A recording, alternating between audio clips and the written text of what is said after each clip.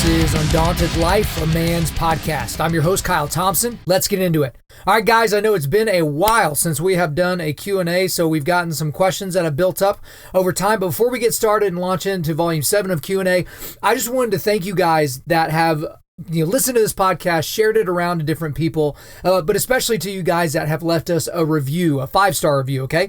So on iTunes, the way that you grow, the way that you move up the charts, the way that you get shared, the way that you get included on pages like, hey, if you listen to this, you might like this also, is if you leave reviews. So if you go into iTunes, if you guys would do me a huge favor, if you're not driving, if you're somewhere safe, go ahead and pull over and leave us a 5-star review. Whether you listen to this on iTunes or Google Play or any of the places that you do that, leave us a 5-star review, but make sure you leave us, 3-4 sentences, something like that, just to kind of let us know, hey, this is what I like about the content. This is, what it is. If you don't think we're a 5-star review, just don't do it. You know what I mean? I'm trying to keep it at 5 stars, so just leave it alone. All right, guys. Well, let's go ahead and launch into the first question of the day. Here we go. What role do we as resilient, manly men of God have in the rectification of the degradation that exists in the society that we live in? And so, i.e., the loss of the family unit, divorce, infidelity, sexual immorality, gender identity, homosexuality, violence, and mass shootings, etc., etc., etc. So, I wanted to talk about this one first because this is a huge question, and maybe the most important question that we deal with in a lot of times in our lives, because a lot of us, I've been asked this question in a lot of different ways. I know I'm kind of stumbling into my answer here, but I've been asked this question in a lot of different ways, and this was one of the more cogent ways that I've seen it put. But for us as guys, we struggle with, okay, we've defined the issue, we see the issue, we agree that it is an issue, now what do we do, right? And the thing about it is I want us to be as actionable as possible. I am always wanting us to find ways to where we can actually move towards a solution of some kind. And so these are going to seem a little bit nebulous, some of the things that I came up with, but I really think there are some things that you need to get right from a mindset standpoint that will then lead to better actions on the back end. So the first thing that I would say for you to do is actually be resilient, right? To actually be resilient. That may seem kind of ridiculous to start there, but most of you guys don't even know what that means. And I don't mean to be demeaning, but like the definition of being resilient is basically being able to withstand or recover quickly from difficult conditions. That's what being resilient is. If you guys have been listening to this for any length of time or read the devotional on YouVersion or any of those types of things, you know why I talk about resilience and not strength, because strength is something that can wane. Strength is something that goes up and down depending on the day, but you can be resilient until the day that you die, right? And the thing about it is, if this is withstanding and recovering quickly from difficult conditions, culture is replete with difficult conditions right now. I mean, the guy who asked this question, he listed a bunch of them. He listed, I don't know, a half dozen or so of things that, our pastors certainly aren't talking about. I'll go back to his list again because it was good. The loss of the family unit, divorce, infidelity, sexual immorality, gender identity, homosexuality, violence, and mass shootings. I mean, I think I've heard pastors recently maybe touch on infidelity. They kind of ignore divorce because if they go into the divorce side, then they obviously have to talk about the fact that anyone who has gotten divorced without the covenant being broken and then got remarried, that those people are living in adultery. That's kind of an awkward conversation, and people don't tend to want to give as much.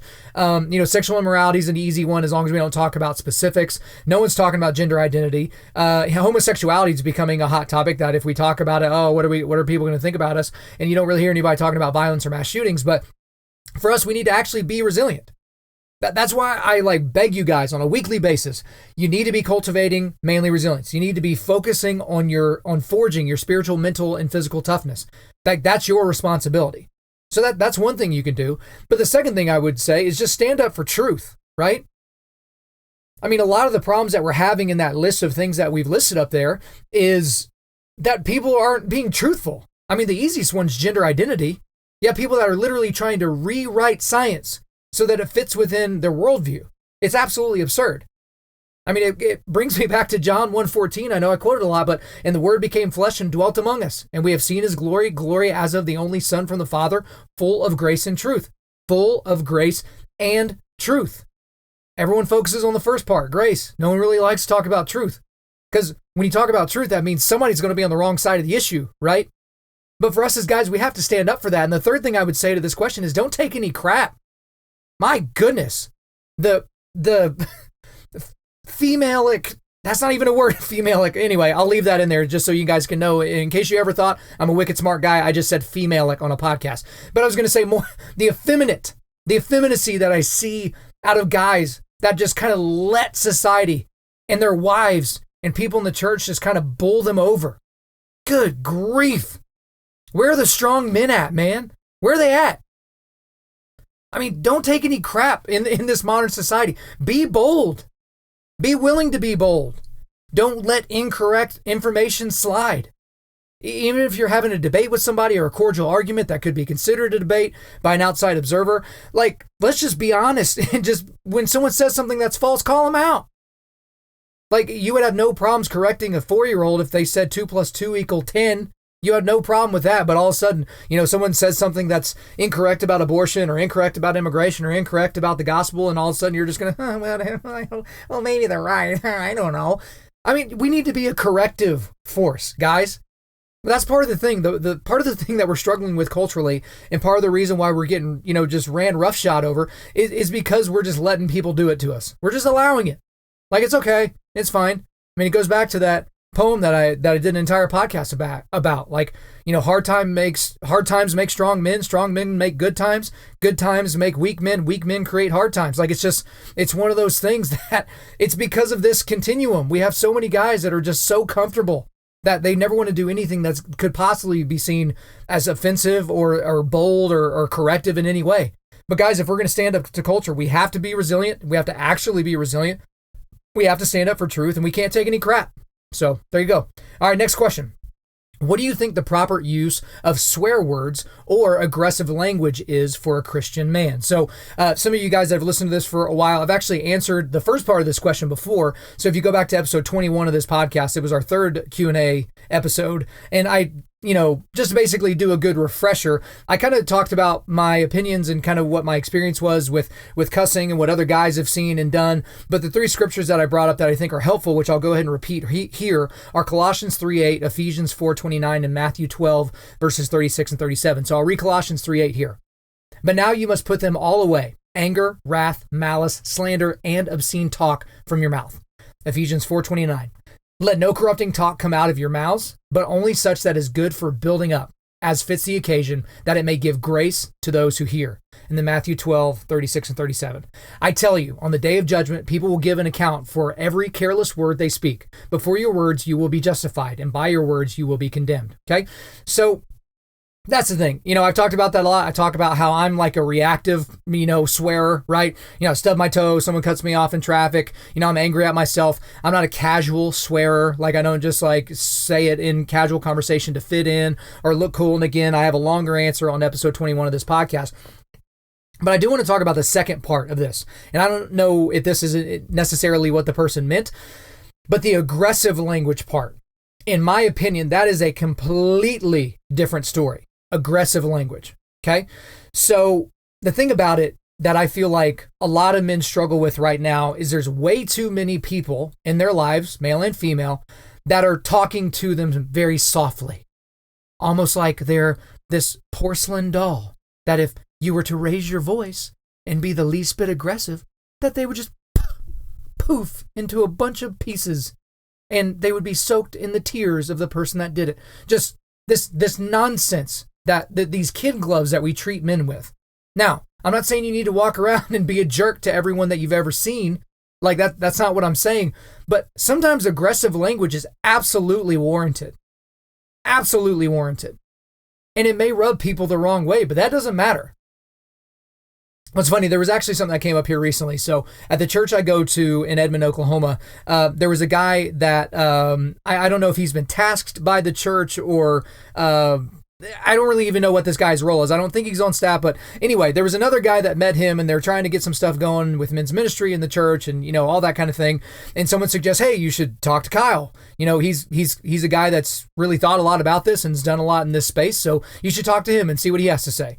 Now, I knew it was going to be an interesting conversation when I sat down and the guy goes, well, you were introduced to me as the hardcore men's ministry guy. I was like, Okay, here we go. It's just like, yeah, that, I guess you could put me in that category fairly accurately. But we were just having a conversation. You could tell we were agreeing on some points and disagreeing on some, trying to find some common ground. But at one point, I said, a lot of guys don't really like going to church, because especially if they're mainly men, because they walk through the door and they see all these doughboy Christians and they're like, man, I don't want to be like these guys. And this guy took such offense at the fact that I said doughboy Christians. Like, he was like, well, that's not very nice. I was like, what are you talking about? It wasn't supposed to be nice. Like, these guys shouldn't be doughboys, but they are. Like, they're not taking care of their bodies. Like, they're not cultivating physical resilience. You can see it. Like, if you look at them, like, what do you mean? And he was just like, well, would Jesus have said something like that? I was like, I sure hope so. I certainly hope that he would. And the thing that he was so offended that I had used something that would be seen as derogatory. And just in the top of my head, I said, brood of vipers. And I said that out loud to him. Like, he's basically telling me Jesus would never say anything derogatory or mean towards anybody. And I'm like, he called a group of dudes a brood of vipers. Now, I don't know what the corollary or the comparison would be to what you would say in 2018 to elicit a response that these guys did, but these dudes wanted to kill him. They wanted to kill Jesus for calling them a brood of vipers. And you want to sit here and tell me that Jesus would have just tried to use loving language the entire time? That he wasn't going to be aggressive in any way, shape, or form? Do I need to remind you about him clearing the temple? About the fact that he didn't have a whip on him when he showed up? That he went and got one, or went and made one and came back in an act of premeditated aggression and cleared the temple? And you want to tell me that he probably wouldn't have said anything aggressive? So here's the thing, guys. If we're going to model ourselves after Jesus, that we should model ourselves after all parts of Jesus, right? Not just the aggressive parts, but also the grace-filled parts. Remember, came full of grace and truth, both of those things. That's something that we should do. And so my challenge to a lot of you guys is take the kid gloves off when you're talking to other men. I don't know if I've ever told this story on a podcast before, but back in the day, whenever I was still, really struggling with porn, and that's something that's probably going to be a struggle for the rest of my life in terms of, not going to it. And to be honest with you, I will go years without looking at anything explicit sexually. And I know we'll get more into that in a future podcast. I want to go and talk about pornography exclusively, but this would have been, I don't know, close to 10 years ago when, I was trying to just basically kick this habit. Like, I couldn't figure it out. Some people deal with alcohol, some people deal with anger, some people deal with porn, whatever the thing might be. And so I go to this group, and I guess it was like a support group or something like that, or an accountability group. I can't remember exactly how they described it. But basically, they broke us up into groups of 6 or 7 guys or so, and then we just kind of went around in the circle, and guys kind of said how their week was. Now, how they've struggled with something, or how they've overcome, or something like that. And every single guy in the group had messed up or acted out, is what they said. So, but the thing about it is I was sitting there as a guy that, was basically looking at porn and masturbating, in my early 20s, just doing it like, oh, this is normal, until it became like, oh, this is probably a bad thing. I need to get under control. But these guys were in a little bit of a different category, a little bit more advanced than I was. There were guys that were having affairs. There were guys that were acting out on homoerotic, stimuli of some kind. There was one dude that was a pharmacist, and he had this habit of like hooking up with random people. Like, there was some app where it's like, all right, meet in the Walgreens parking lot. I'll be in the, the black van, and come on in and we'll just do whatever we need to do.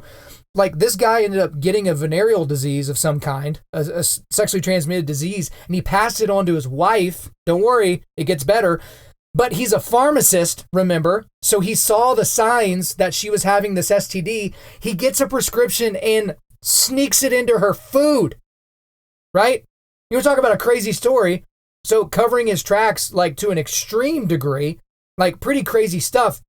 But the thing I remember most about this scenario was the guy that was kind of leading our discussion group was so, oh man, after every guy would admit whatever thing they had done, he'd be like, oh gosh, that's got to be a tough week. I bet that was tough for you. Man, you know what? You made it 2 days without jerking off. Man, great. Good job. Good job, man. Try to make it 3 next week. And I'm sitting there like, are you serious? Is this really going to happen? This is how we're going to do this? This is an accountability group? Don't you guys think that a little bit of aggressive language could have done some good in a group like that? It's this gigantic room of beta males, all of us sinners, all of us in need of help. But is this really the way to change? Because these guys come every single week and say the same thing and don't change at all. At what point are you going to change the tactics?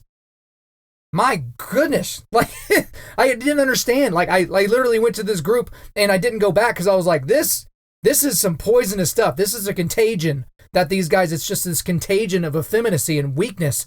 Like, I just couldn't take it. And so, again, the aggressiveness, I feel like there's a place for it. If you're pushing someone away from sin or towards the Father or away from some sort of horrible lifestyle that could end up killing them or something like that, if the situation calls for it, be aggressive, right? Like, you don't need to get in somebody's face and blah, blah, blah. You're going to do this and cuss at them and go all crazy and stuff like that. But you might need to get in somebody's face. I got to tell you guys, there have been times in my life where dudes that are in my foxhole, right? My foxhole dudes, where they've yanked me up by my shirt and they're like, brother, you're not going to do that again. I mean, they could have cordially invited me for coffee and we could have discussed it as rational Westerners, right? And come to some sort of agreement of how I would change my behavior going forward and all this stuff. And it may have been great. But at that moment, I just needed somebody to snatch me up. How many of my football players out there got snatched up by your face mask by one of your coaches, right? He took his whistle and beat you in the helmet a couple of times to try and get you to listen. Didn't that get your attention? Right? And I'm not saying that you can only be that way if you're a coach, guys. Like, don't take this too literally. But guys, when you get snatched up by another guy, you give them your full attention. And you better listen to what they say. So I absolutely think there's an appropriate time for aggressive language. All right, guys, next question. Do you think Santa Claus takes away from the real meaning of Christmas? This one's pretty easy. Yes, absolutely. I feel like Santa Claus is a gigantic distraction from the real meaning of Christmas. And I'll just go ahead and say this. I don't know if this is sacrilege or what the deal is, but my wife and I have discussed this. Again, we don't have any kids yet. We would like to, but we don't have any yet. We're not going to tell our kids that Santa's real. Like, we're just not going to do that. Because, I mean, first of all, it's a lie. So you would be lying to your kid. And I know some of you might be like, well, it's just a white lie and we're letting them believe certain things. But it's a mythology, right? The Kris Kringle side of Santa Claus, not the actual St. Nicholas, but like the Santa Claus character that pops down your chimney and eats all your food and leaves the presents. Like, it's a myth. And I don't think it would be appropriate for you to allow your kid to believe in a myth like that. I think that's a little bit weird. And it kind of distracts them away from the real reason for the season, right? Because here's the thing, is everyone knows the story of Santa, but how many kids grow up knowing the story of Advent? Or even knowing what Advent is, right? I didn't grow up in church, so the first time I heard of Advent was like, I mean, goodness, like maybe 3 or 4 years ago, to be honest with you. Because even when I started going to church in high school, they didn't do Advent. I didn't know what it was. So I knew that there were like these calendars that every day you would like open it up and there was like a piece of chocolate or something like that, but I didn't know what that meant. I thought that was just something to help prepare you to get excited for Christmas or whatever the thing was. So that's something that's kind of interesting. But I really do think it distracts from the real meaning of Christmas. And I'm not saying that, you can't watch Rudolph the Red-Nosed Reindeer or Elf or whatever your favorite movie is, but celebrate it for what it is. It's just these stories that are mythological or made up stories. They're fiction stories. Like, don't try to turn it into something that's real. But I do think it kind of sets kids up for failure to a little extent. I can't remember who the first person to point this out was. Andy Stanley. It was Andy Stanley that pointed out. He said for most kids, they learn about who Santa Claus is and the Easter Bunny around the same time when they learn about who God is, right? And so if you think about it, Santa Claus, Easter Bunny, God, well, they learned pretty quickly that Santa Claus and the Easter Bunny weren't real. But if in their brain it's attached to this other entity called God, like maybe that's going to have some issues for them moving forward. Again, we're not putting those on the same plane, but it's confusing enough for the kids as it is, right? So I think that's something to really consider. But here's the thing, for those of you who think I'm like just hating on Santa Claus, what's funny about it is Saint Nicholas, the actual Saint Nicholas, might be one of my favorite dudes from history, all right? Because there's this one story that I remember the first time I heard it just dying laughing, and I reread it again today and started laughing again. So some of you may have heard of this, but I'm assuming most of you have not. So this is about the real St. Nicholas. So I'm just going to read this. This is actually from like the St. Nicholas Society of blah, blah, blah, something or other. So I just basically broke it down to a few paragraphs, but let me read this to you, all right? In AD 325, Emperor Constantine convened the Council of Nicaea, the very first ecumenical council. More than 300 bishops came from all over the Christian world to debate the nature of the Holy Trinity. It was one of the early church's most intense theological questions. Arius from Egypt was teaching that Jesus the Son was not equal to God the Father. Arius forcefully argued his position at length. The bishops listened respectfully. As Arius vigorously continued, Nicholas became more and more agitated. Finally, he could no longer bear what he believed was essentially being attacked. The outraged Nicholas got up, crossed the room, and slapped Arius across the face. The bishops were shocked. It was unbelievable that a bishop would lose control and be so hot-headed in such a solemn assembly. They brought Nicholas to Constantine. Constantine said even though it was illegal for anyone to strike another in his presence, in this case, the bishops themselves must determine the punishment. The bishops stripped Nicholas of his bishop's garments, chained him, and threw him into jail. That would keep Nicholas away from the meeting. When the council ended, a final decision would be made about his future. The Council of Nicaea agreed with Nicholas's views, deciding the question against Arius. The work of the council produced the Nicene Creed, which to this day many Christians repeat weekly when they stand and say what they believe. So anyway, basically Santa Claus, or who we're going to say St. Nicholas, was a gangster, which is pretty awesome. He disagreed with what this guy was saying, this heresy that was saying that he just literally couldn't control himself and he walked across the room and smacked him. So, no, I'm not advocating that if you get into a debate with somebody and you don't like what they've said, that you should go and smack them. But if I was in the room and saw it happen, I'd probably laugh. So, moving on. All right, guys, next question. Did the College Football Playoff Selection Committee get it right? Okay, so as you guys know, the College Football Playoff for this year has been set with Alabama being number 1, Clemson number 2, Notre Dame number 3, and OU number 4. And so, no, in my opinion, the College Football Selection Committee did not get it right. And so some of you may think where I'm going with this, but let me just kind of give you my top 6 to kind of give you an idea. These are who I think the best 6 teams in the country are in order, okay? Number 1, Alabama. Number 2, Georgia. Number 3, Clemson. Number 4, OU. Number 5, Notre Dame. Number 6, Ohio State, okay? So, in my opinion, obviously, I know Georgia is a 2-loss team. And to you Clemson and Notre Dame fans out there, you're like, what? They're undefeated. Why would they be better? I honestly think right now that Georgia would smash Clemson, OU, Notre Dame, and Ohio State. Again, we'll never know. We have no idea why. I can't remember who Georgia actually got hooked up with in the bowl game. Oh, was it Texas? Anyway, yeah, I'll look it up later. Who cares? But the thing about it is, I think they're clearly the second best team in the country. Yes, they lost to Auburn earlier in the year. It was not a good-looking game that they lost, but they took Bama to the brink, right? I mean, absolutely to the brink. So, in my opinion, I think that Georgia should have been in it. However, I don't think that you could have gotten rid of OU. I think OU did what they had to do. They were a 1-loss team. They played in a terrible conference. So, again, OU was the best team in a horrible conference. But in my opinion, it would have been weird for Georgia to be in there above OU with the 2 losses, so I understood it. But I guess if I were predicting this, well, let's look at how the actual matchups are going to go. So we got Bama versus OU. I think Bama wins this game fairly comfortably, but I don't think it's going to be this rout, right? If I can take y'all back a few years to where Alabama and OU met in the Sugar Bowl, it was a letdown for Alabama because they were thinking they might be in the national title game, and then here they are having to play OU in the Sugar Bowl. And then I can't remember that quarterback's name for OU. I know you guys are freaking out right now, but is that guy that literally had like one good game his entire career, and it just so happened to be in the Sugar Bowl against Alabama.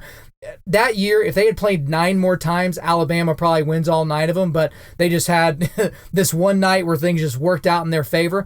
But the thing about it is you just can't doubt a team that has Kyler Murray on it. You really just can't. Bama, when they have struggled, it's with quarterbacks that can, extend the play a little bit, get out of the pocket and make some things happen. But I think Alabama wins the game fairly comfortably. And then in Clemson versus Notre Dame, I am not a believer in Notre Dame. I think they suck. Here's the thing. Clemson and Notre Dame, neither of them have really played anybody, but I think Clemson's the real deal. Their defense is absolutely insane. gosh, who did Notre Dame play? To my Notre Dame people out there, shoot me an email. Who did they play this year?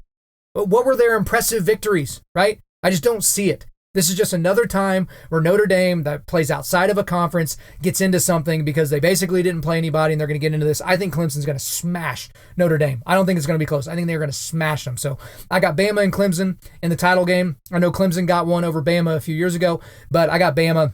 I mean, until otherwise proven, Bama is the best team in the country. They have the best coach in the country. They have the best coaching staff in the country. Everything they do is incredible and top-notch. So till further notice, Bama is the team to beat, and I predict that they will win in January. So let's go on to the next question, which is kind of tied into the previous one, talking college football is here, which is, do you agree with Kyler Murray as the pick for the Heisman? So no, I do not agree that he should have won the Heisman. So again, here I am in Oklahoma. I can actually feel the heat from the people outside with the pitchforks and the torches and everything like that. But here's the big thing, right? It was Tua Tagovailoa and Kyler Murray. Those are the only two options. The Ohio State quarterback was really not in this. He was just a guy that they needed to hang out in New York while the other two were vying for this spot. Really, it feels like those two are kind of 1A and 1B. They feel really, really close, but this is why I would have given it to Tua. Tua actually took 200 less snaps than Kyler Murray this year. Actually, a little over 200 less snaps than Kyler Murray, okay? So can you imagine what Tua's stats would have looked like if he had played 200 more plays? 200 more plays. Think of the passing yards, the rushing yards. He's not much of a rusher. The touchdowns. Just think about that, because you kept seeing these side-by-side comparisons of what their offensive numbers were in the year. It's like, is nobody going to take into account the fact that he took 200 less snaps? Anybody? Is anyone going to talk about this? And because here's the thing, is I've heard a lot of people, especially around here in OU country, people downgrade what Tua did because of how good Alabama is. But you can't just do that in a vacuum, right? Because do we also downgrade what Kyler did because he's being protected by the best offensive line in the country? I think OU clearly has the best offensive line in the country. I think they've had it the last 2 years in a row. So do we downgrade what he's been able to accomplish? I mean, do we downgrade Murray because he played against the trash Big 12 defenses all season? Like, name, aside from Texas, who is pretty good, name a good defensive team in the Big 12. Like, you can't do it, right? So again, it feels like they're kind of 1A, 1B. I wasn't mad. I figured Kyler Murray would win because, Tua kind of laid an egg. He was a little injured in the SEC title game and then was knocked out of the SEC title game. I think if he went in there and threw for 250 yards and, threw for 3 touchdowns and they won comfortably against Georgia, then we're probably sitting here talking about Tua being the Heisman Trophy winner, but that's just not how it worked out. So for my money, I would have voted for Tua, but absolutely I can see the argument for Kyler Murray. But this is something that's really important that I think we need to bring up, which was not related to this question when I got it, which is the hack job that was done by the USA Today within hours of Kyler Murray being announced as a Heisman Trophy winner. So for those of you who don't understand what happened, Kyler Murray, he's 21. I think he's 21 years old right now. So a USA Today article came out from a guy who I'm not even going to name because he's not important, about some homophobic tweets that Kyler Murray sent out when he was 15 years old, 14 or 15. It was one of those. We'll just go with 15. When he was 15 years old, he apparently used a homophobic slur, what is considered a homophobic slur, the F word, towards some of his friends. And the thing about this that I felt was incredibly inappropriate is that this was a hack job from the beginning. This guy's article was ready to go. It wasn't like, oh, Kyler Murray popped up on his timeline. He got a notification from somebody that, oh, this random kid won the Heisman. And then he's like, oh, I don't know who this is, so let me just go to Twitter and plug in his name. Oh, let me just scroll through 6 years worth of tweets. Oh my gosh, he said the F word I don't like. I'm going to destroy this person. They had it ready to go. The gun was loaded. They just had to take the shot. And we live in this outrage culture now where, listen, I'm not saying what he said is appropriate. I did an entire episode on this podcast about why I stopped using that word, right? Go back and listen to it. It's the only episode that's been edited by iTunes, right? The title has been edited by iTunes.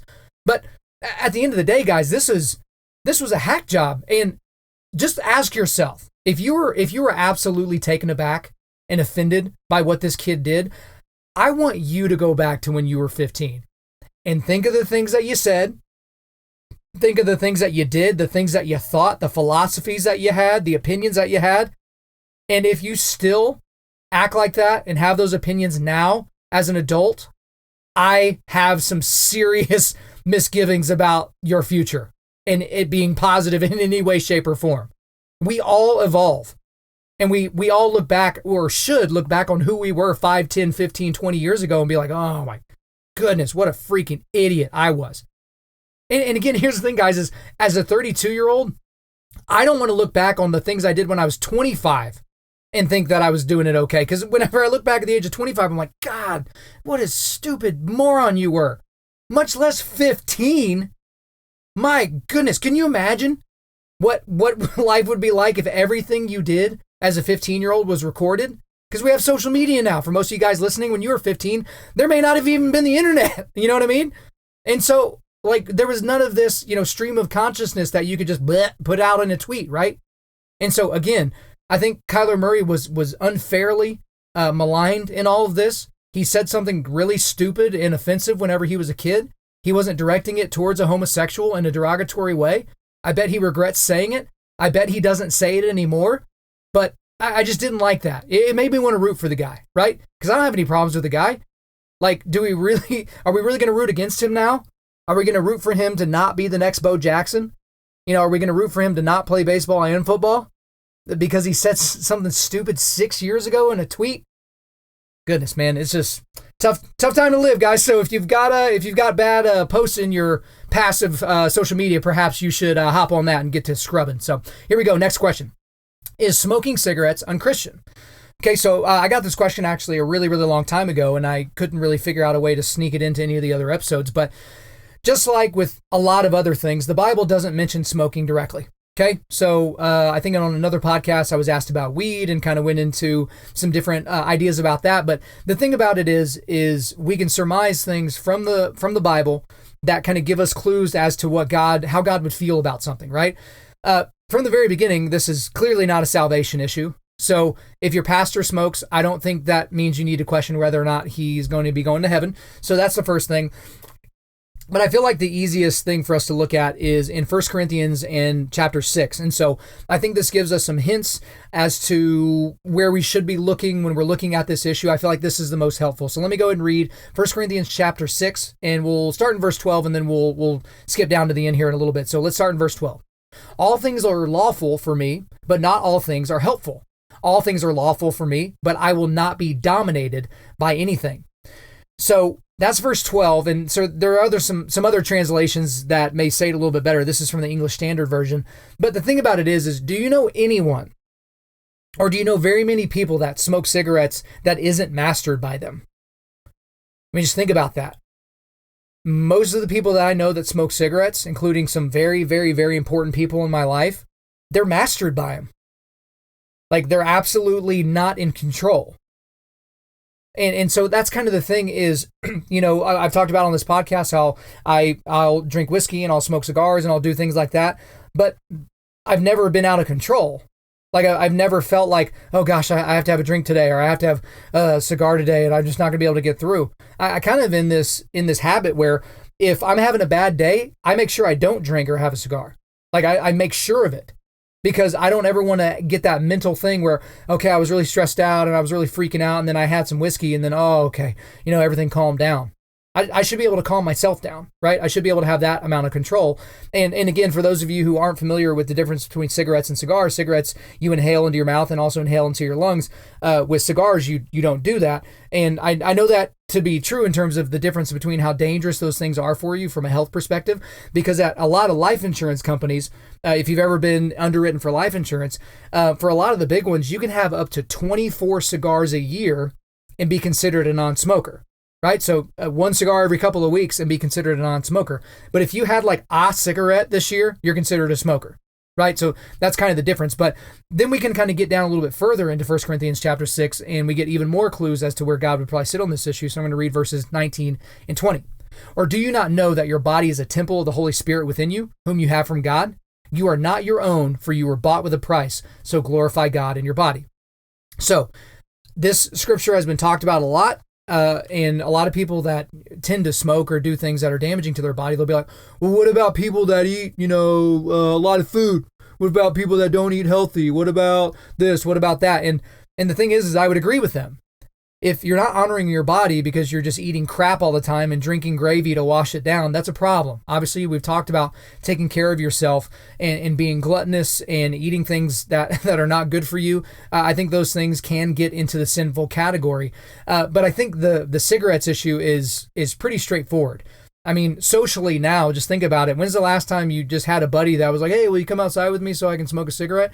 Like, we don't really see that anymore. Obviously, you'd be hard-pressed to find a restaurant where you can smoke indoors anymore, even in countries where that was just kind of a thing. I remember years ago whenever they banned it in Ireland, and that was like some sort of crazy thing. But, yeah, I think smoking cigarettes is unchristian. I don't think it's something that you can do and claim that you are glorifying God with your body and honoring the price that was paid with it. So there's my answer on that. All right, next question. I would like your predictions on these upcoming UFC fights. Okay, so there's a lot listed here. So let's just start at the top. So it looks like these are fights as early as this weekend, if you're listening to this on time, and someone's through February of next year. So let's start with the first one. So this is actually a fight that's this weekend. This is Kevin Lee versus Al Iaquina. And so this is December the 15th, and it's going to be on Big Fox. This is actually the last fight card on the Fox deal. So the UFC signed a deal with Fox years ago, and it's been a long-standing deal, but they have a new deal signed with ESPN. And so this fight is actually the second time these guys have fought. So interestingly enough, a lot of people don't really realize that. I think they fought in like 2013 or 2014 or something like that, so it's been a while. And it's at lightweight, it's at 155. But in my opinion, I think Kevin Lee is going to win this fight. I think Kevin Lee, he was a meteoric rise. He had that interim title shot against Tony Ferguson, and he looked good in that first round, and got submitted in the second round. But he had some complications. He had staph infection going into that fight. He's a super impressive guy, though. Like, he is an incredibly impressive athlete. He's still really, really young. Al Iaquina actually won the first fight by decision. But as good as Al Iaquina is and as tough as he is, Kevin Lee has gotten considerably better than this fight. Al Iaquina is certainly better, but Kevin Lee's on another level. And if this wasn't like the most stacked division in the history of mixed martial arts, Kevin Lee would probably already be a champion. And so let me just run down, actually, this division from 1 through 10, because this is just an incredibly deep division. I mean, when I think back on the last 25 years or so that I've been following mixed martial arts, I can't remember a single time when there was a single weight class that was this stacked. So let's go from top to bottom. So the champion right now is Khabib Nurmagomedov. The number 1 contender, so the first ranked guy, is Tony Ferguson. Number 2, Conor McGregor. Number 3, Dustin Poirier. Number 4, Kevin Lee. Number 5, Edson Barbosa. Number 6, Justin Gaethje. Number 7, Anthony Pettis. Number 8, Al Iaquina. Number 9, Nate Diaz. And number 10, Michael Chiesa. So Michael Chiesa is actually technically at 170 now. He's actually going to have his first fight at 170 here in the next month or so. But he's still technically a 155er. If he gets rocked up there at 170, he might come right back down. And here's the other thing. There's a couple of wild cards kind of lurking in the 155-pound division. One is Cowboy Cerrone, whose next fight is going to be at 155 because he fought at 170 for a while, but he's going to start cutting back to 155. And also, I don't know if y'all watched over the weekend, but Max Holloway, the 145-pound champion, he absolutely destroyed Brian Ortega. I mean, one of the most impressive striking performances I've ever seen.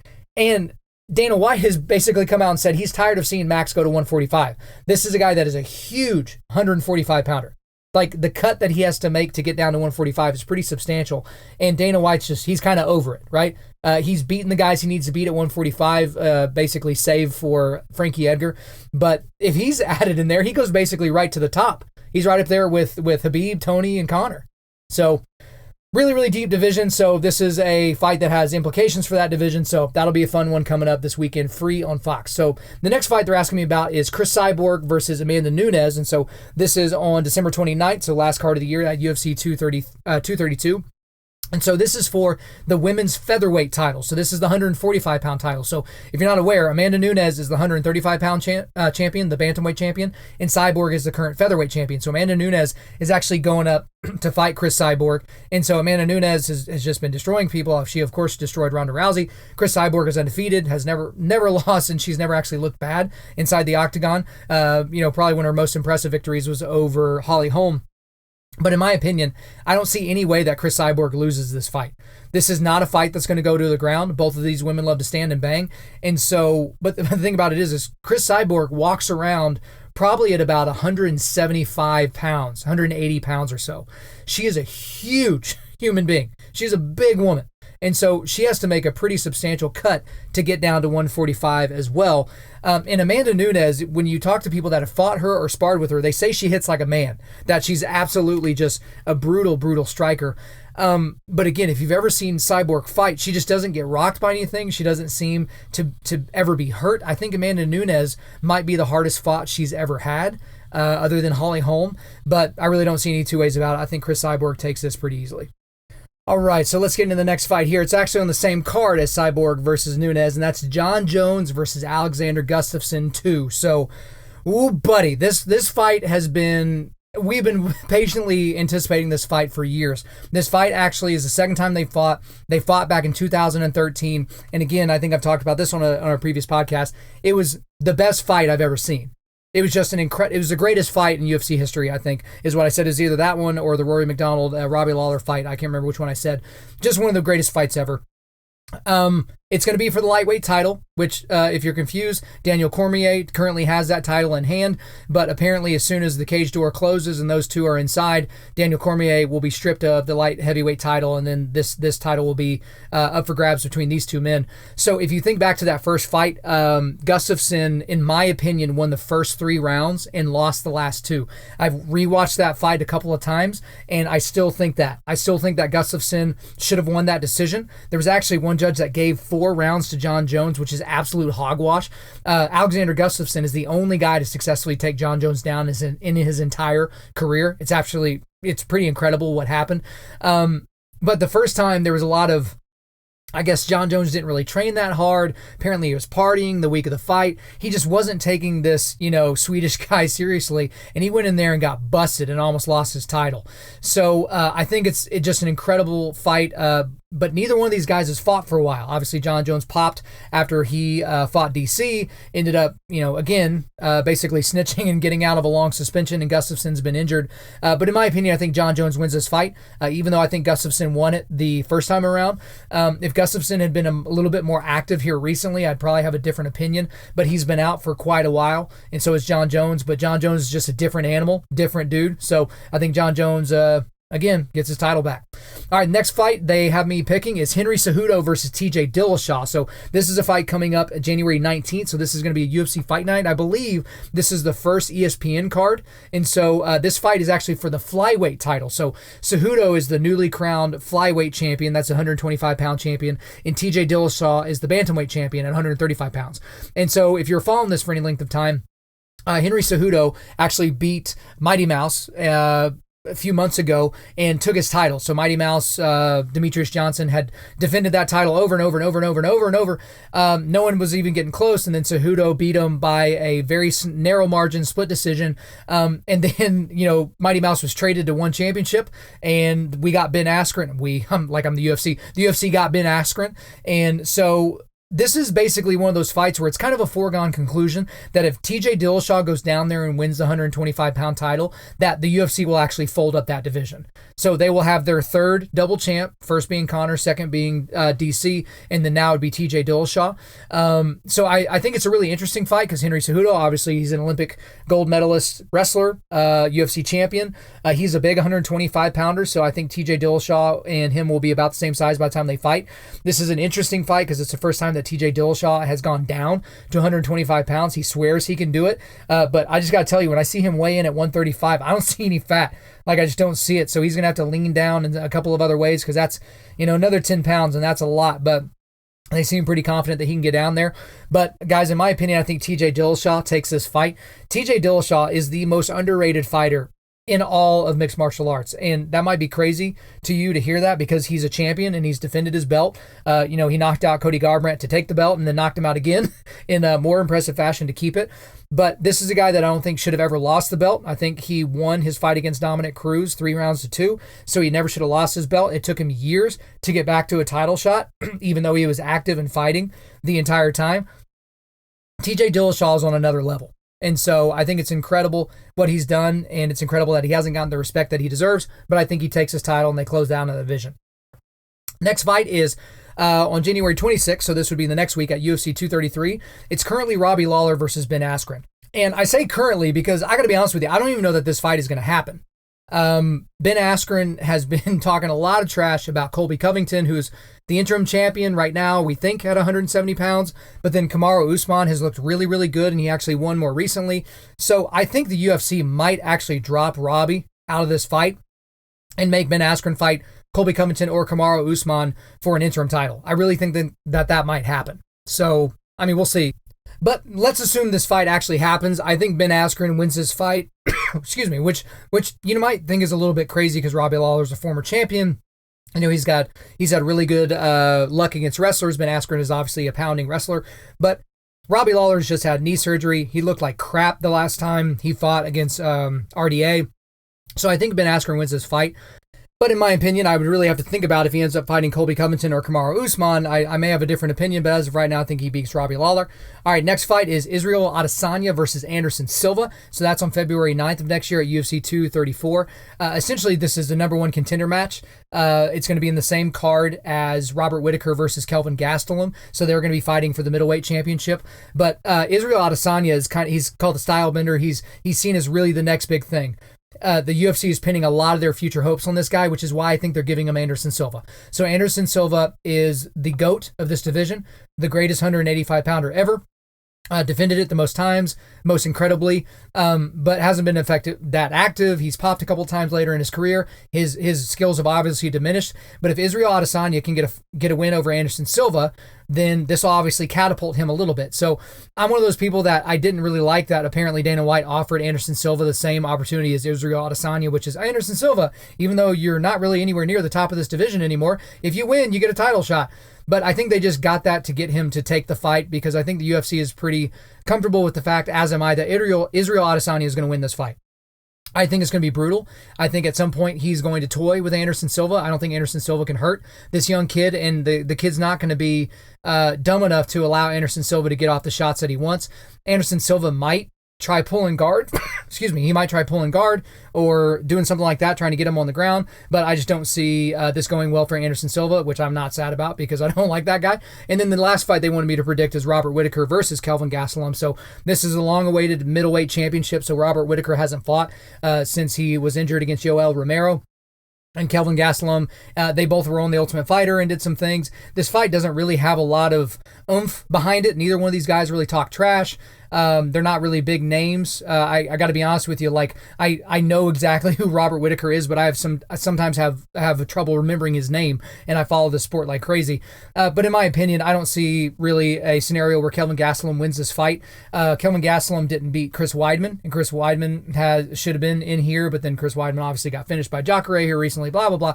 To those of you who don't even watch MMA, you're like, what is this guy talking about? Get to the next question. Don't worry, we're almost done with this question. But Robert Whittaker is an amazing fighter. If Yoel Romero can't beat Robert Whittaker, and he fought him twice, I don't think Kelvin Gastelum's going to win. Yoel Romero is a mutant. He's a cyborg like from the future, and he couldn't even beat Robert Whittaker. So it looks like sometime next summer we're going to see Robert Whittaker versus Israel Adesanya, probably in Australia, which will be absolutely incredible. Okay, so for all you MMA haters out there, I'm done with the MMA, so we're going to move on to the next question here. What time do you wake up, and what is your go-to morning routine? So I know this isn't probably the best thing to do, but it changes every day when I wake up. So let me just take you through a normal week. So Monday, Wednesday, Friday, I don't train jiu-jitsu in the mornings. Well, that's probably not the best way. Let me start with Tuesday, and then I'll wrap around to Monday. So Tuesday morning, I normally train jiu-jitsu at 6 a.m., and same thing Thursday morning. We train gi on Tuesday and no gi on Thursday. So on those days, what I will do is I will wake up about 5:15, and I'll get to the gym around 6, train for an hour, and then I'll come home and lift. Now, on Wednesday, I will just wake up, maybe 6:30, and I'll go into the garage, get a lift in early, maybe do some cardio or some stretching, and then get on with my day. And then Friday, depending upon how I'm feeling from Thursday, because Thursday nights I do usually 2 jiu-jitsu classes back to back. So just basically take you through my Thursday. I do jiu-jitsu at 6 a.m. I come home and lift, and it's usually a deadlift day, so it's a pretty difficult lifting day. And then that evening, I do 2 jiu-jitsu classes. So a lot of times by Friday, my body's looking for some recovery. So I may sleep in a little bit on Friday, maybe sleep until like 7:30, and then get on with my day. Saturday is my relaxation day. That's like my Sabbath day. So that is, I stay up late Friday night and I'll watch shows or movies or something like that. And my wife knows, do not wake me up Saturday morning unless the house is on fire. And even at that point, you might think about it twice. So that's the day where I sleep in. So I'll sleep to 9, 10, maybe after that or something like that. Really kind of get caught up a little bit on my sleep. Sundays, obviously wake up early and go to church and do those types of things. But then back around to Monday. Sundays, I will typically do 2 jiu-jitsu classes. I'll do 1 o'clock in the afternoon and then 7 o'clock in the evening. And so usually by Monday, I'm looking for a little bit more active rest as well. So Monday, I will typically wake up around 6:30 or 7 and do yoga or some sort of stretching routine or something like that. So I know that was a little convoluted, but I'm not Jocko Willink. I'm not waking up at 4 o'clock every morning, no matter what. So, but I stay pretty consistent. It's usually only if I'm sick or taking an active rest week where I'll get a little bit more sleep in a little bit more, but that's my typical morning routine. All right, next question. You constantly demolish strongholds, whether a man is imprisoned by the language he uses or the lies he believes. How did you train yourself to always look for and spot it? And how do you consistently tear it down from a place of humility instead of pride? So again, this is a question just talking about demolishing strongholds and things in your life. But again, I think that a lot of this comes down to inner weakness. Okay. And so I'm not saying that the Holy Spirit doesn't have a role in this at all, but I think for the most part, God has given us the ability to overcome a lot of the things that are problems for us, to demolish the strongholds ourselves. And where we are weak, he is strong and we can depend on him. But I think for a lot of us, we just go straight there and we're not allowing God to teach us a lesson through the struggle, that allowing us to struggle a little bit. And so I think the easy thing towards the end of that question is, how do you make sure you do this from a place of humility instead of pride, is obviously knowing where you're getting it from. Because no matter what, God's accomplishing it, right? Because he's either helping you through it directly or he gave you the skills to begin with to be able to work through it yourself, right? So either way, he's in the equation. So I think that was pretty easy. That could be a kind of complicated question, but I just wanted to kind of get through that a little bit quicker for you guys. All right, next question. Where will Manny Machado and Bryce Harper sign? And so obviously for you baseball guys out there, there are some huge fish on the pond during the winter meetings in the off season. And there's none bigger than Manny Machado and Bryce Harper. I can't remember an off season that was like this, where you had 2 players of this caliber both hitting the free agent market at the same time. So both of these guys are in their primes and entering into some of their best years. They're both 26 years old. And both of them are going to get like mega paid. So I think a lot of people consider Manny Machado to be a little bit of a better catch than Bryce Harper. For some of you, maybe you've never heard of Manny Machado. If you're just kind of a lay baseball fan, most people have heard of Bryce Harper. But, Bryce Harper was obviously a celebrity basically from the time he was 16. He was, on the cover of Sports Illustrated while he was still a teenager, made his MLB debut incredibly young. So he's just been around. But there's been a lot of speculation about where these guys would sign. So Bryce Harper has obviously played his entire career with the Nationals. Manny Machado played his entire career with the Orioles until he was traded midseason to the Dodgers. And it looked like the Dodgers were maybe going to try to keep him around, but I guess it wasn't the marriage that we all thought. But let me start with Machado. If I'm putting a bet down right now, I say he signs with the New York Yankees. And I've got a good buddy that's a Yankees fan. He's like, no way. But he's signing a 10-plus year deal, right? He'll probably sign a 10-year deal. It'll definitely be over $300 million. But I just don't see 2 ways. I don't see another way around it. I don't see another team basically getting in there and giving him the money that he wants. Apparently, he's very fond of New York. One of his mentors is Alex Rodriguez, who is still on the payroll with the New York Yankees. And so there's just too much smoke here. But I think if the New York Yankees don't sign him, I feel like the Phillies are lurking. They've already said that they're down to spend recklessly this offseason. So, they might dangle a $350 million carrot in front of the guy and he might sign. But I really think he goes to the Yankees. But now for Bryce Harper, this is a guy from the beginning that I didn't think he was going to stay in Washington. It just didn't make sense. It's kind of to be determined whether or not this guy's actually a winner, because it's so hard to be a position player and win an entire series or a playoff for your team. That just doesn't really happen. Pitchers can kind of do that, a la Madison Bumgarner when they beat the Royals. But for Bryce Harper, I thought forever that he was going to go to the Cubs. He's really good friends with Chris Bryant. They're both from Las Vegas, but the Cubs actually sort of have money issues, which seems ridiculous because that team basically prints money. But if I had to put a bet down right now, I would say he signs with the Los Angeles Dodgers. The Washington Nationals have come out and basically said they don't assume that Bryce Harper will resign. The Yankees have basically ruled him out if we believe that. There's not really a place for him on the Yankees roster. They already have like 5 or 6 outfielders, and it doesn't make sense that Bryce Harper would play first base. So I think the Dodgers are going to make that push.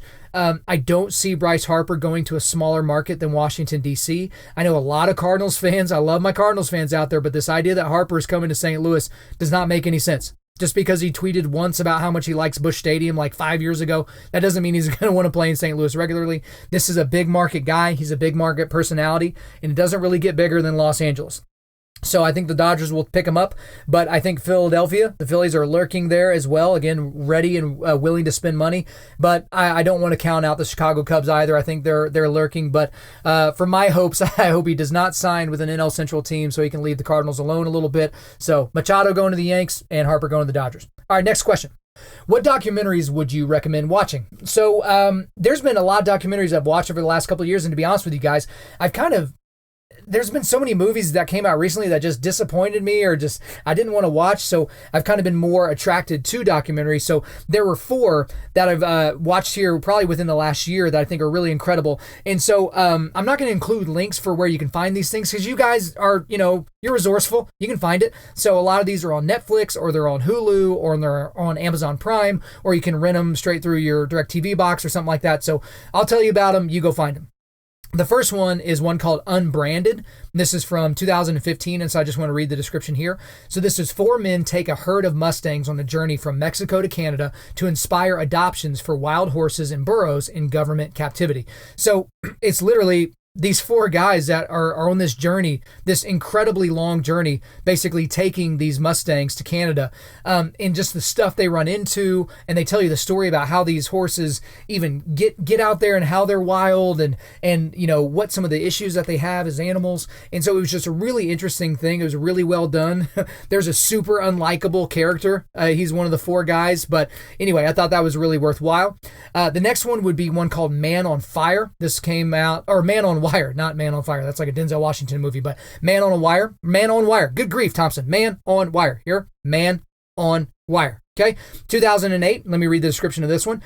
A look at tightrope walker Philippe Petit's daring but illegal high-wire routine performed between New York City's World Trade Center's Twin Towers in 1974, what some consider the artistic crime of the century. So you've probably seen these images if you haven't seen this already. I think Joseph Gordon-Levitt he played this guy in a movie that came out here recently. I don't know that it did well or whatever, but this guy literally was able to string up a tightrope wire between the Twin Towers and just basically walked back and forth on them. And it's a documentary that kind of, talks to this guy and it tells you about his whole crew, and they interview his crew about how they even got up there and how they got the wire across. And I don't want to ruin it, but it is an incredible, incredible story. And just, I get anxiety sitting here right now in my studio, just recording it, just thinking about this guy, like sitting down on the wire and laying down on the wire and just walking back and forth, like just absolutely, absolutely incredible. All right, the next one is Pumping Iron. This is from 1977. And so this is the description here is it's about the world of professional bodybuilding with a focus on the 1975 IFBB Mr. Universe and the 1975 Mr. Olympia competitions. But the entire reason why anybody knows this is because it's Arnold Schwarzenegger, right? So this is when he was in his prime. I believe he was going for his 7th Mr. Olympia in a row at this point, which was going to basically be the last Mr. Olympia that he would compete in. But it's just an incredibly well done documentary because the thing about it is, I feel like most people, because of Terminator and some of these movies that Arnold Schwarzenegger was in, Conan, that he's just like this brooding Eastern European guy with this horrible accent and stupid haircut and just whatever the thing was. But the dude is like, he's really charming and he's really funny, and just this documentary follows him around a lot. And, you just basically, like, Lou Ferrigno is here training with him, the guy who originally played the Hulk on television.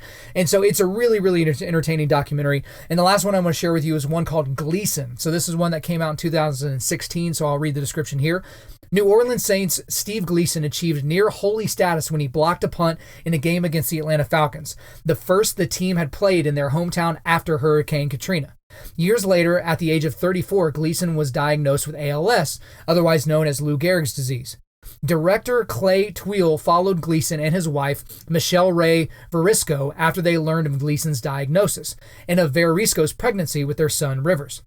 The result is a heartbreaking yet ultimately triumphant film about a man who symbolized for New Orleans refusal to admit defeat, and for his loved ones, the strength to survive in the face of debilitating illness. So, guys, this is exactly what it sounds like. This is a documentary crew following a guy that is slowly losing his ability to do just about anything. So if you know anything about ALS, you basically get to the point where the only thing on your body that you can move on your own is your eyes. It's just an absolutely insane disease for a guy that was an NFL athlete to have such an incredible athletic life to have this happen to him. It's so emotional, and it's not just about the physical toll that happens to this guy, but the emotional toll it takes on him and clearly his family, his caretakers. It's pretty intense and pretty incredible. So those would be the four that I would throw out to you, the four that just came to the top of my mind. Okay. Next question. What are your thoughts on scheduled counseling for mental and spiritual resilience? And are those thoughts mirrored for marital counseling? So let me just say from the beginning, I don't think they're mirrored because in my opinion, I'm not a huge fan of counseling. And I'm not being prescriptive here, guys, because I know a lot of guys, and certainly some that you're listening right now have gotten a lot of value out of it.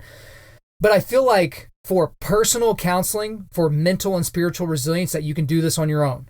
Now, that is not considering someone who's got an actual mental disorder that actually needs assistance with that. I'm not saying, all right, just bear it down and figure it out. But for a lot of people, if you change your diet and you change your exercise regimen, it can take care of a lot of those mental issues that you're having. And on the spiritual resilience side, a lot of that has to do with actually getting in the fight and actually going through materials and learning and doing those types of things. So if you have scheduled counseling, maybe just maintenance counseling where you're going to see a counselor once a month or something like that, I certainly wouldn't say I have a problem with that. I'm just questioning whether or not it's maybe necessary if you don't have any real ailments. But on the second side, on marital counseling, I feel like it's probably a good idea to have somewhat regular marital counseling if you can afford it, because it can get really, really expensive. But I know that there's a lot of couples out there that are good. Like they're communicating well, things aren't perfect, but they're absolutely going well for them, but they will still go see a counselor maybe once a quarter just to basically sharpen the saw a little bit. Maybe there's something that they haven't been able to get off their chest that they feel a little bit safer doing in that context. So that makes more sense to me. And the biggest reason that it makes more sense to me is because there's another person there, right? So it's not just you. And for the most part, you can't just tell your wife to be like, all right, we're just going to get up and we're going to fix it. Like you can't just go full Jocko on your wife, right? So when there's another party involved and that party is the weaker vessel and someone that you are to take care of and you have headship over, then that's something that you need to take into consideration. If they want to have some maintenance counseling or maybe you feel like you're in a rut and you need to go to counseling for a few months in a row, see what you can do to make that happen. All right, guys, next question. Is your faith weaker or stronger than it was at the beginning of the year? So this question actually caused me to pause for quite a while to kind of see like, okay, well, what do they mean by faith and what do you mean by weaker or stronger? Obviously since the beginning of the year, what have I developed? And the thing that I would say is stronger. My faith is stronger, but it's because of knowledge. And so let me try to maybe dress that up a little bit or explain it in a way that makes more sense. So in my opinion, Christianity is a thinking man's religion. Well, that's not really my opinion. I feel like that's true. Christianity is a thinking man's religion. Most people think that Christianity is just, a bunch of weirdos that get together and throw their hands up in the air and, praise the spaghetti monster in the sky or whatever the thing might be. But this is a thinking man's religion. We talk about this a lot. We talk about the things we know about apologetics and biblical archaeology and those different things. But the reason why I feel like my faith is deeper is because I feel like more than ever, I believe that Jesus died on a cross and was resurrected 3 days later. I mean, really, that's the big reason why I feel like my faith is stronger, because it wasn't like, I had some crazy revelations I got in Bible study this year, or there was like a speech I saw that like changed my opinion, but I've taken in a lot of content this year. Right. And one of the things about me staying sharp for this podcast is making sure that I'm putting content out in being able to put out content on a regular basis is I kind of need to take content in. I need to be feeding on other people's ideas and pushing myself and my own philosophies to be able to come up with content that would be entertaining for y'all to take in. But in doing that, I've listened to a lot of podcasts, a lot of sermons, read a lot of books, and a lot of blogs that have kind of helped me, and nothing has swayed me away from the reality that Jesus was a real person that died on a cross and was resurrected. And so there's kind of this thing, and I don't know what it is, but there's a group of guys at my church that are kind of in my Sunday school, and one of the guys was he sent out something. So there was this place here close by that was called Credo House. It was kind of like this coffee shop that also did like theological training. I think if you go to Credo, Credo, courses.com, credocourses.com, they're like giving away just, gigabytes and gigabytes and gigabytes of some of their theology training courses in English and in Spanish. And it's through the end of the year or through Christmas or something like that. And so one of the guys in our group shared it with the other guys in Sunday school. And some of them were just kind of like, hey, what would be the reason why we would even need such a thing? And it's like, really? You couldn't think of a single idea why you would need these free resources on theological topics? You couldn't think of a single idea why you should get online and download these topics for free and use it as a blessing for later? You couldn't think of a single reason why it would be important for you to maybe get a kind of layman's theological training, and you don't think that could benefit you, your family? I just didn't understand. It's like, what? Come on, man. And so I think it's really interesting for a lot of guys that the way they go about strengthening their faith is not by strengthening their mind. And I think that some people, I've even heard people say before, if all this was true, then why do we need so many apologists? Why do we need all these books about apologetics? If it was just true, it would be apparent. It's like, that's such a stupid way of seeing the world. I mean, the stuff we're keeping our faith in happened 2,000 years ago. So for 2,000 years, people have been trying to destroy this, right? Been trying to tear down Jesus. I did an entire podcast where there's a group of people that think that there was never such a guy as Jesus from Nazareth. Didn't exist, right? You can disagree with the guy, but you can't say he didn't exist. That'd be like me saying, I didn't really agree with George Washington. I didn't really agree with his viewpoints on these really important issues, so the guy must have not existed.